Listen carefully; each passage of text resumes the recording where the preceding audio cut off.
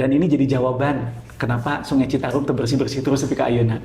Pandawara udah ngebersihin, kotor lagi. Ini jawabannya kan, karena nggak ada pengumpul. Itu Kang, tiap hari HP saya isinya komplain kan. Kang, iya ada tumpukan sampah di dia. Kang, ada tumpukan sampah di sini. Aduh, tiap hari tuh. Saya jadi punya quotes baru nih gara-gara melihat situasi persampahan Indonesia sebetulnya. Apa? Quote-nya apa? Jadi jalan pintas itu kadang-kadang justru adalah jalan terpanjang menuju kesuksesan. Jalan pintas. Itu otokritik saya terhadap situasi masalah sampah hari itu bicara Singapura tuh. Jadi kalau pengen niru Singapura ya siap. Teknologinya oke, kita pilih dan kita sudah mencoba kan Indonesia kan. Indonesia sudah mencoba menggunakan teknologi yang sama, waste to electricity. Kang ini juga sekalian menjawab kenapa permasalahan sampah di Indonesia nggak beres-beres. Sebetulnya sebelum masuk ke yang level itu kan namanya zero waste kan. Kalau di luar negeri konsep ini namanya zero waste. Pada akhirnya kalau menyelesaikan sampah itu mudah, harusnya sudah selesai dari dulu kan gitu ya. Berarti susah ya? Iya.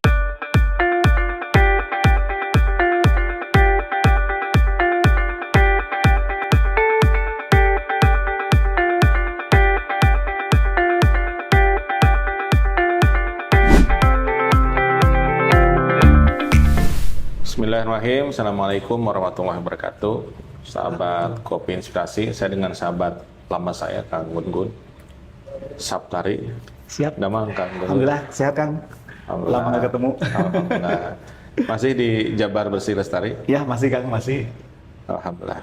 Jadi sahabat Kopi Inspirasi, Kang Gun-Gun ini Direktur Utama Jabar Bersih Lestari, salah satu BUMD di Jawa Barat. Kang Gun-Gun, ini kita udah lama ya mendiskusikan sampah ini kan, baik di Jawa Barat, di Kota Bandung. Sejak masih Kang Haru DPRD Kota Bandung. Saya sejak DPRD Kota Bandung, dulu ya kan. Terus saya di DPRD Provinsi. Sekarang saya sudah pensiun ya. Nah ini kenapa masalah sampah di tingkat Jawa Barat, di tingkat Kota Bandung sepertinya nggak selesai-selesai. Menurut Kang Gun-Gun gimana? Ya, jadi pada akhirnya kalau menyelesaikan sampah itu mudah, harusnya sudah selesai dari dulu kan gitu ya. Berarti susah ya? Ya, challenge bukan susah ya, mungkin challenging karena dia multi aspek dan juga multidimensi. Nah kadang orang kenapa nggak selesai-selesai gitu ya, orang tuh hanya nembak satu bagian saja. Dan karakter orang-orang sekarang kayaknya kan pengen seneng cepet ya. Instan, cepet gitu ya. Ya realitanya akhirnya nggak selesai juga gitu kan ya. Karena dari sejak awal, sejak saya kuliah gitu ya, bicara sampah itu bicara tata kelola kan gitu ya. Jadi kadang orang nembaknya, wah pakai teknologi ini, yes, it's a part of tata kelola gitu ya. Dan saya yakin Kak Haru juga tahu ya, kita kan sempat bahas ya dulu bahwa sampah itu kan karena ini multi aspek, multi dimensi, maka kita perlu menyelesaikan seluruh aspek itu kan.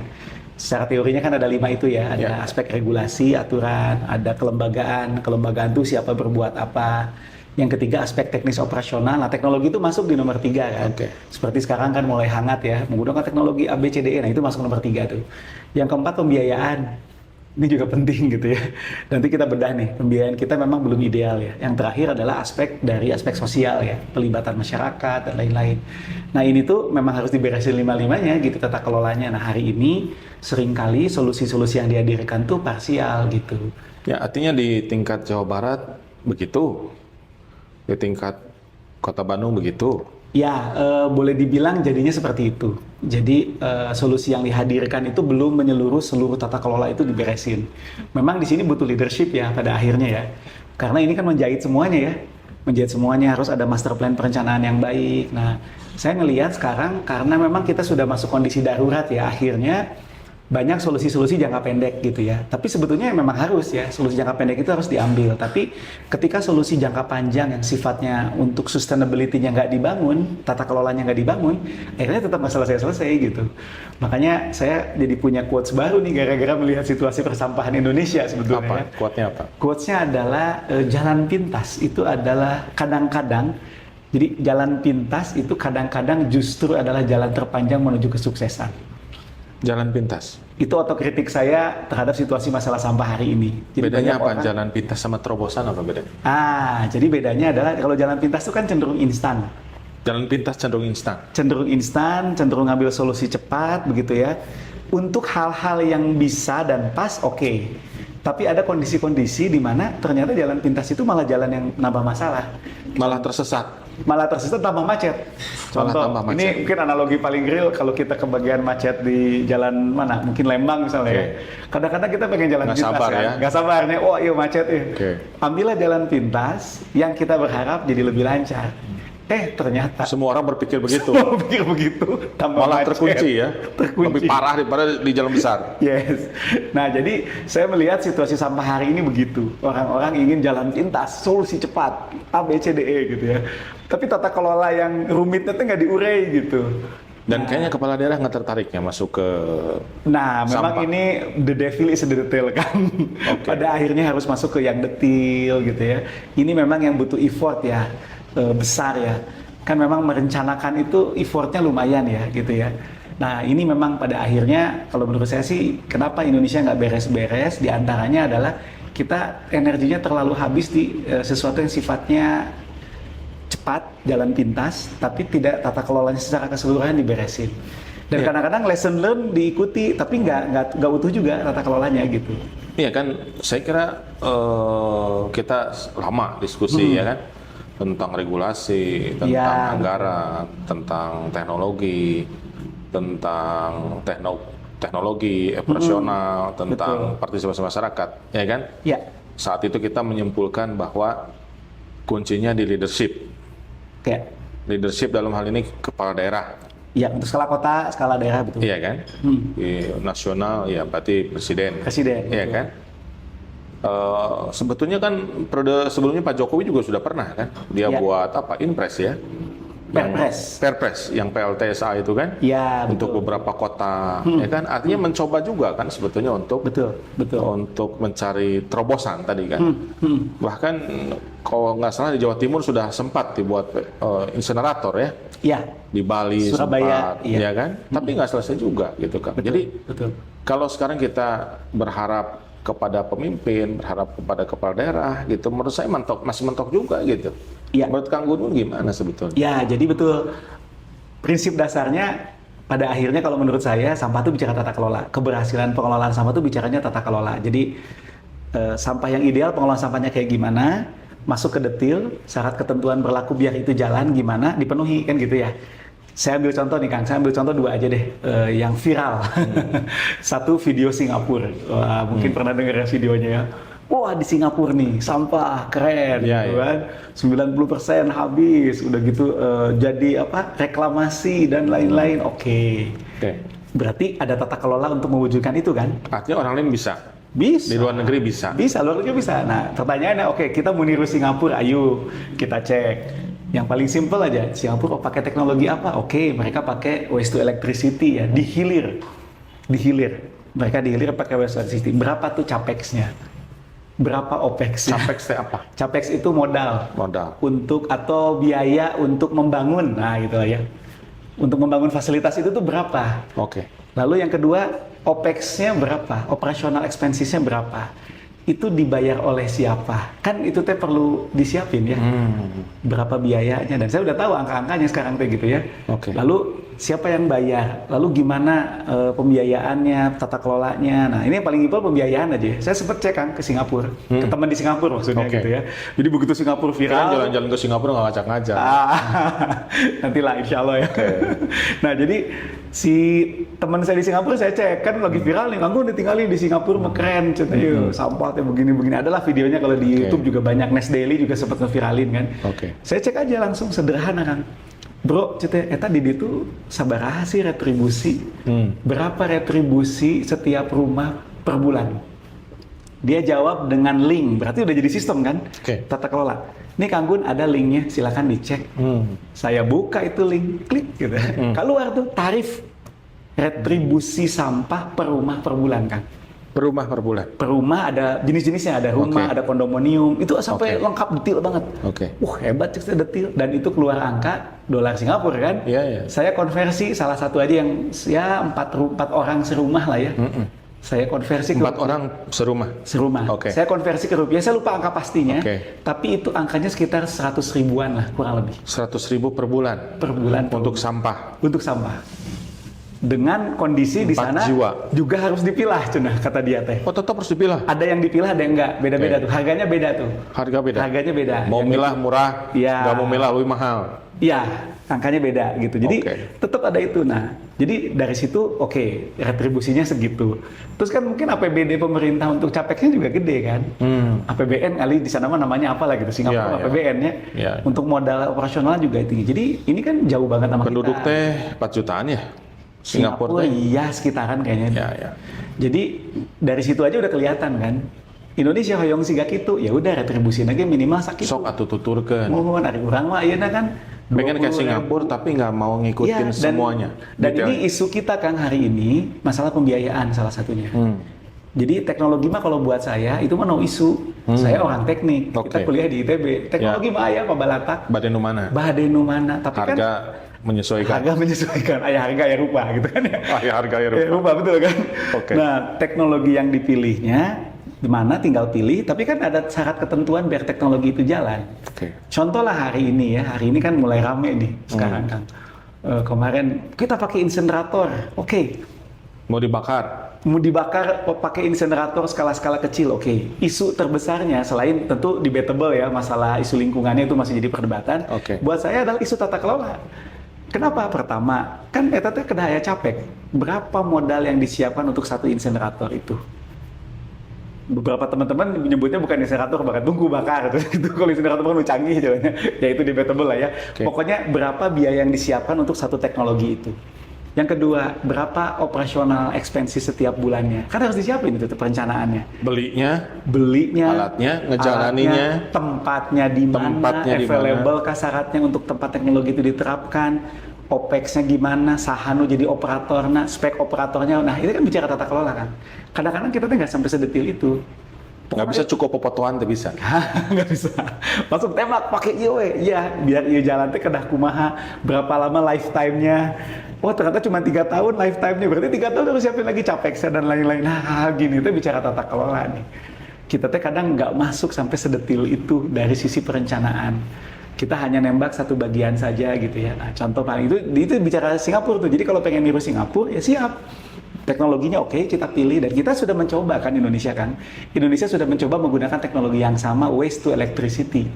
Termasuk salah satunya di kalau di Jawa Barat kan legok nangka. Legok nangka. Tapi ternyata kan untuk mengimplementasikan nggak mudah juga gitu. ya. Legok nangka masalahnya apa?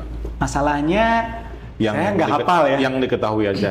Yang diketahui itu adalah belum sampai ada kesepakatan bulat dengan pihak investor. Bukannya udah ada pemenang? Ya sudah ada, tapi kan ada. si investor juga Tapi ketika harga belum cocok. mau ngebangun dan lainnya minta kami pengen ini, tolong disiapin oleh pemerintah. Nah itu tuh belum selesai. Belum selesai. Masih ada termasuk listriknya nanti dibeli oleh PLN gimana? Oh itu tuh complicated juga ternyata. Termasuk kan ini juga salah satu yang saya ingin sampaikan di forum ini tentang persepsi. Banyak orang menganggap insinerator itu semua sampah bisa aja.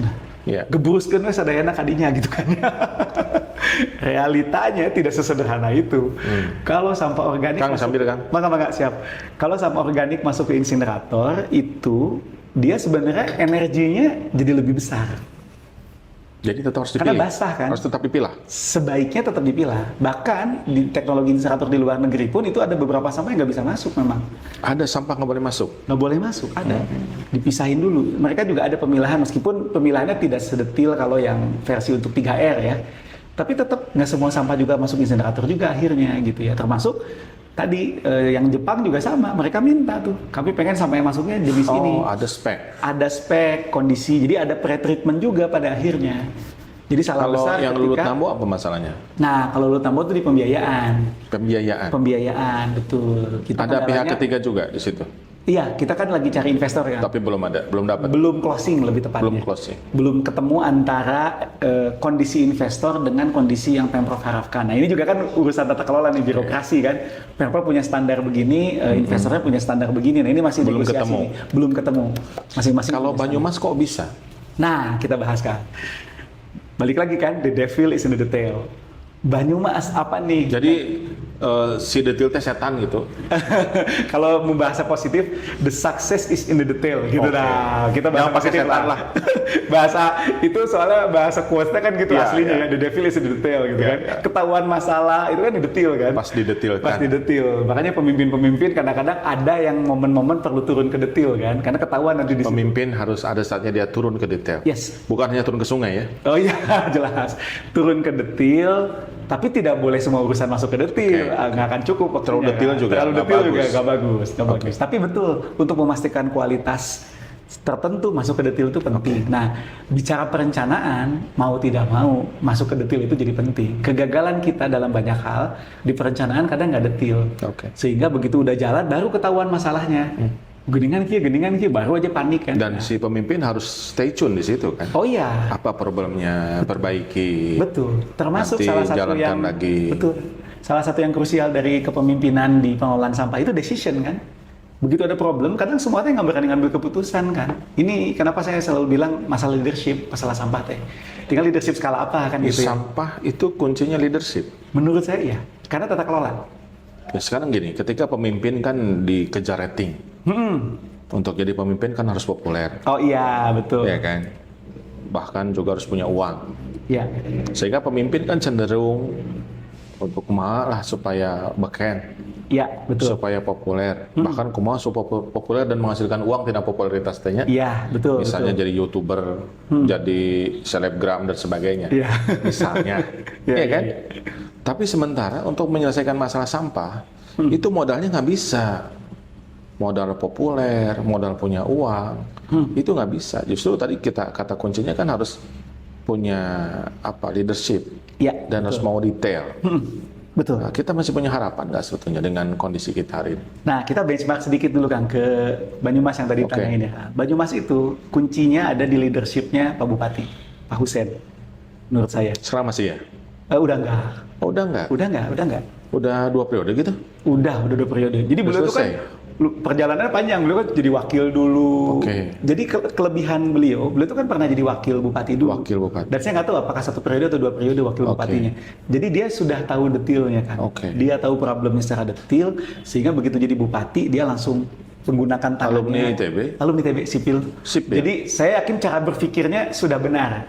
Karena satu fakultas sama saya, teknik lingkungan. Fakultas teknik sipil dan lingkungan satu fakultas. iya, Jadi iya. cara berpikirnya, sudut pandangnya, Pasti diajarin saya cara yakin yang sama. udah benar. Nah, jadi beliau akhirnya memahami bahwa ini tata kelola. Nah, akhirnya beliau mencoba memberesin si tata kelola itu. Jadi, menurut saya lesson learning yang terbesar itu di leadership, bukan di teknologi. Nah, kita ambil contoh. Nah, beliau tuh sadar bahwa oke, kalau kita belum bisa menangani di hulu, mau tidak mau di level tengah kan, kalau di TPA nggak bisa di tengah, butuh teknologi kan. Akhirnya beliau diskusilah dengan teman-teman penggiat lingkungan di sana, beberapa ahli, bikinlah satu konsep TPS 3R kan, TPS terpadu. Jadi si TPS-nya itu jadi terpadu. Terpadu. Oke. Walaupun itu di TPA sih, tapi kapasitasnya Oke. 75 ton ya. Oke. Nah, ini benchmark ya. Video yang viral itu boleh di-searching oleh Kang Haru, itu lokasinya yang viral ya. Kan dulu diviralin tuh, keren bla bla bla. Itu namanya TPA Ble. TPA Ble. Ble. Nah, berarti kalau kita ingin memodel, kita harus tahu apa yang terjadi di sana secara detail. Saya cakupan itu kan, cik TPA Ble teh, eta teh kumaha, dari mana pembangunannya, modalnya dan lain-lain. Saya googling langsung kan, TPA Ble, biaya atau anggarannya, ini siapa yang ngebangun, dari mana, dan ketemu kan di situ. Itu teh TPA Ble yang viral itu kapasitasnya tuh 75 ton per hari kan. 7 ton per hari. Di data itu ya yang saya baca. Oke, Saya juga belum pernah ke sana sih jujur ya. Ya, apa-apa. Ini data sekunder aja saya Ya, pakai. ya, ya. 75 ton per hari. Lalu yang kedua, saya lihat dong berapa anggaran yang disiapkan Oke. untuk membangun TPA Membangun. itu.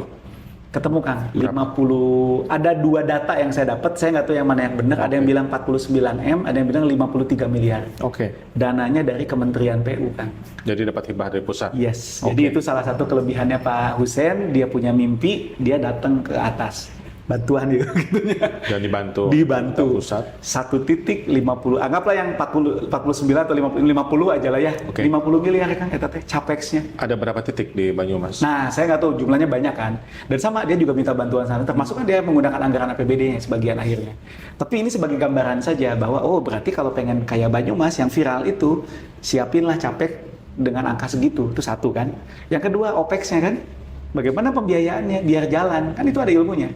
Harus sustain, apakah ada insentif dari pemerintah dan lain-lain. Nah, itu kan kebijakan bupatinya di situ kan. Jalan tuh akhirnya karena Betul ditongkrongin sama bupati. ditongkrongin ke bupati, nah tata kelola Kendalanya di mana? Kendalanya di Pecahkan. mana? Pecahkan di situ. Ngerti masalah, Betul. ditongkrongin Langsung masuk ke supaya detil masalahnya selesai. dan jadi kebijakan langsung dan itu akhirnya jalan kan. Tapi tadi syarat ketentuan berlaku. Nah, kita beberapa daerah mencontek si TPA Ble ini hanya pada teknologinya saja. Pakai mesin gibring cina di ditu mah. Darwe beli mesinnya, Dia beli mesin. Oke sih, itu langsung kan. parkir artinya. Iya, kalau nggak Udah disiapin beli tata langsung kelolanya, ya anggar we. Emang apakah mesin di tempatnya di mana, cocok atau enggak, gimana, berapa Hari kapasitas? konsep amati tiru modifikasi itu betul tuh. Ya, nah itu amatinya harus detil. Amatinya harus detil. Amatinya detil, tiru. Tiru nggak apa-apa sebenarnya. Sama, tiru juga kan kalau ketahui detilnya kan lebih pas. Sayangnya kita tuh niru nanti parsial. Sebetulnya tidak ada ruang ya untuk tukang nyontek tehnya. Sok sekarang bayangkan, Iya, misalnya iya. dari TK dia suka nyontek, SD nyontek, Betul. SMP nyontek, SMA nyontek, Iya. kuliah nyontek. Tetap harus ngerti ya akhir namanya. Iya kan? Bener sih. Gus gitu jadi dokter. Mau nggak diperiksa ke dokter tukang nyontek? Iya, Nggak iya. mau. Betul. Iya kan? Sekarang kita serahkan urusan sampah kepada alumni misalnya punten teknik lingkungan, alumni sipil, fakultas tahnya. Iya. Tapi di TK sampai kuliah tukang nyontek beres semua. Iya, Mau benar. beres kan? Betul. Nggak bisa kan? Nyontek doang ya? Iya. Nggak bisa. Harus Karena ngerti, nyontek itu kan? cuma sebagian yang kita tahu Iya. kan. Tetap harus Sebetulnya masuk dia ke nggak ngerti masalah. Akhirnya harus expert ya Kang, bener kan? Akhirnya kan harus expert, harus ahli, Betul. harus kompeten kan? Betul. Nah sekarang menurut Kang Gun ya anggap diskusi kita terakhir ini Ya, kan ya, oke, leadership, leader Oke. dan seterusnya. Kan nggak gitu kenyataannya. Kita masih punya harapan nggak?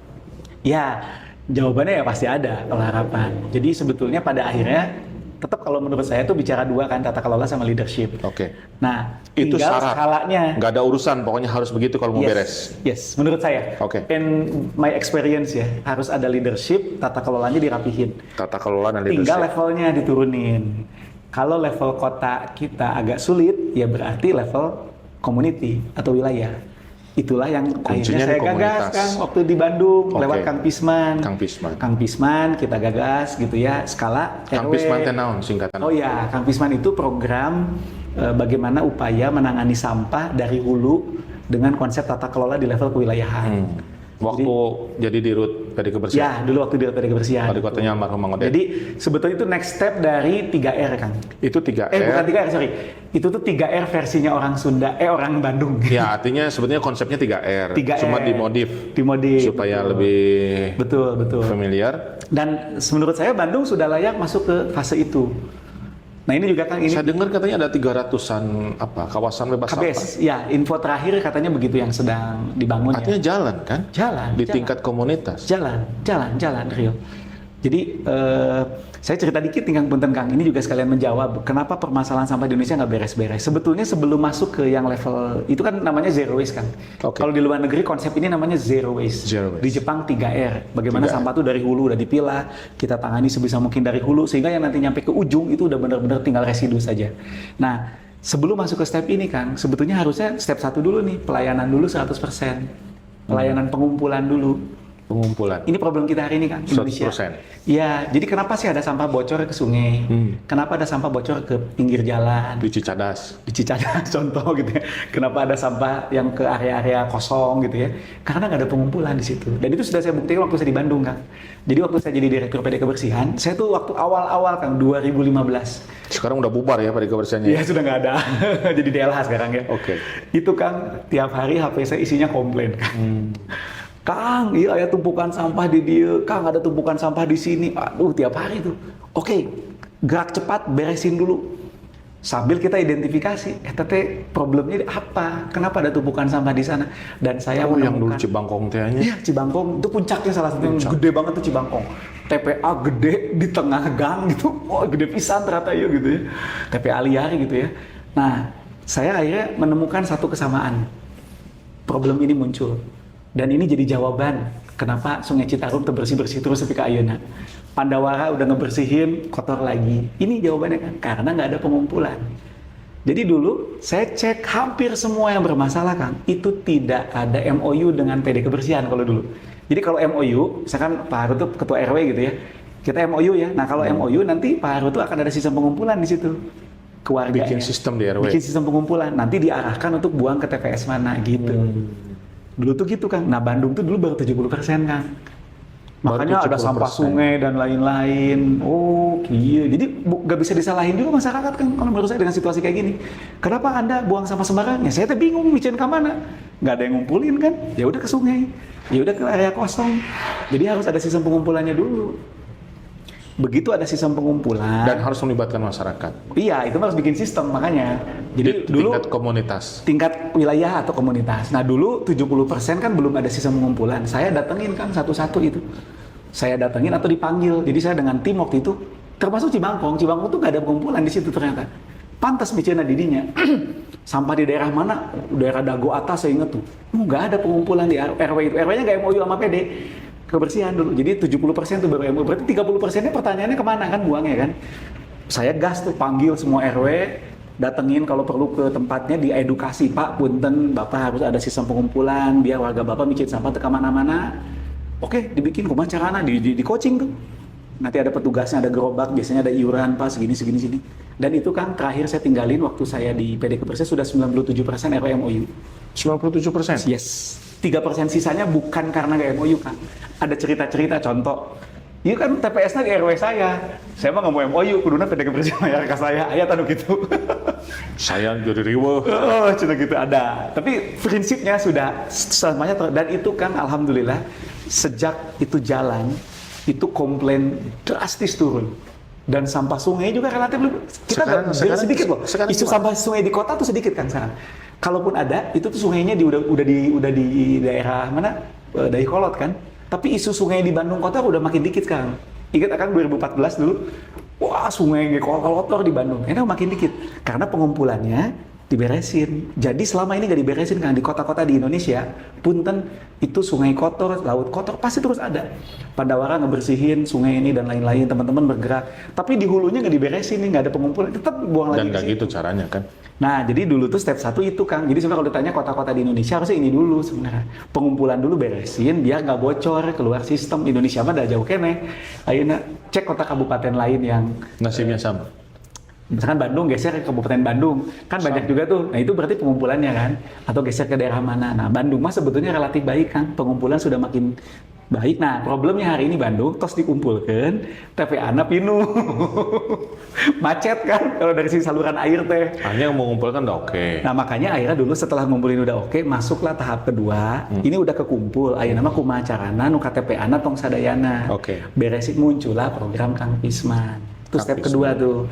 Hayu kita nah, dan itu kuncinya tadi balik lagi. Bisa ketika ada leader yang mau di level kewilayahannya mau menjalankan ini. Jadi sekarang memang nggak usah kita tunggu di lah. semua level, betul, di semua level kan. Termasuk level mall, hotel. Saya ambil contoh PVJ Kang, ini juga keren. PVJ itu ada cerita menarik Kang. Dulu kita sidak karena mereka nggak bayar, sampahnya nggak jelas buangnya kemana. Sama pihak ketiga. Kita sidak, masuk ke media. Wah itu kebakaran tuh, manajemen kebakaran jenggot ngambek gitu nya. Kayak udah kita panggil kan ya. So atuh Bapak kalau mau gini-gini, untuk biayanya mahal, kita bayarnya soalnya ke ya udah kalau Bapak nggak mau mahal biayanya, beresin sendiri. Beresin di hulu. Oh gitu kumaha carana? Di coaching sama kita kan. PVJ itu di coaching. Dan hari ini Kang PVJ itu keren. Organik juara, ya? Beres. Organik berarti beres. boleh dia dikasih penghargaan ya sebetulnya. Iya udah kalau itu udah. Udah ya. Udah. Jadi di YouTube silakan cari bagaimana penanganan sampah PVJ ya. PVJ itu yang suka jadi ya itu. Iya PVJ. Itu langsung itu di coaching oleh kita. Organiknya dipilah, akhirnya mereka jadiin maggot. Awalnya komposnya dipakai buat kan mereka punya objek wisata di atas ya. Iya, ada perkebunan dan urban farming itu dipakai. Organiknya dipilah, anorganik daur ulang. Jadi kalaupun ada yang dibuang ke pemerintah itu tinggal sisa dia itu dikit jumlahnya. Dan mereka cerita testimoni dari tadinya biaya yang dibuangnya mahal Sekarang turun drastis. Jadi sampah ini tidak akan pernah bisa selesai kalau cara berpikir kita selalu instan. Iya, itu betul. Kita selalu cari jalan pintas. Harus Ya kan? tata kelola, even skala kecil. Gitu. Skala RW gitu, tata Ketika kelola. kita mengharapkan, warga boleh kan berharap? Iya, betul. Berharap pada pemimpin tingkat nasional, tingkat daerah, tingkat kota kabupaten, ya kan? Ternyata tidak kunjung tiba dan mungkin fokusnya ke yang lain. Mungkin sibuk ngedandanin jendela, Iya. Iya. ya kan? Maka kita masih punya harapan ke pemimpinan kolektif, Iya, betul. Di Boleh tingkat dibilang kewilayahan. begitu. Kewilayahan. Pak RW, kepala desa, Iya. Betul. gitu ya? Iya. Jadi gerakan civil society Civil society, betul. Pada akhirnya. pada akhirnya Betul. Civil society.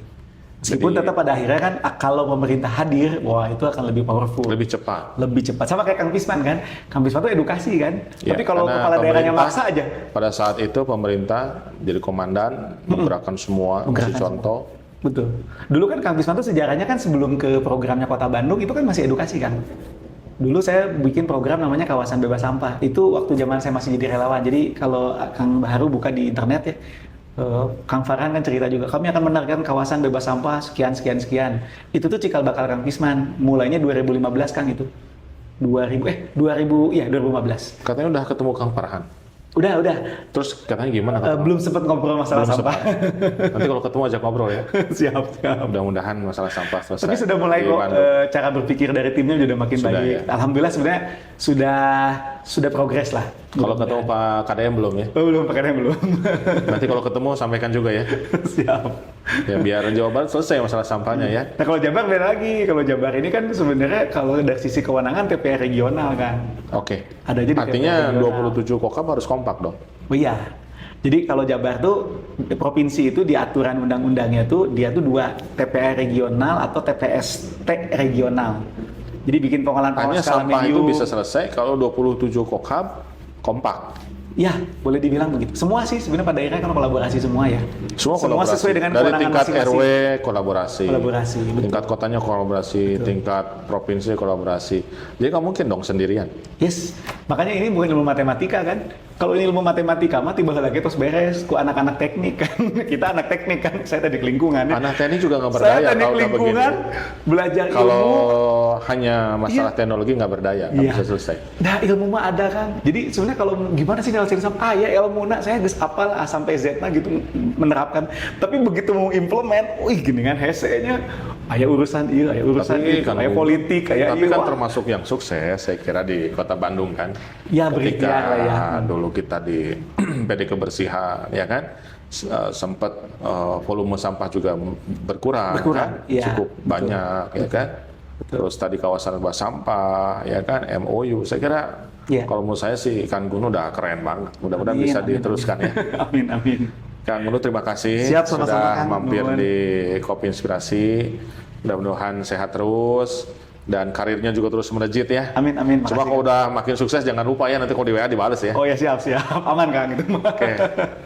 Sahabat Kopi Inspirasi, demikian bincang dengan Kang Gun ya, sahabat saya yang sangat concern dengan masalah sampah dan kita semua optimis insya Allah sampah di Jawa Barat, sampah di Kota Bandung, seluruh kota kabupaten se-Jawa Barat itu bisa selesai.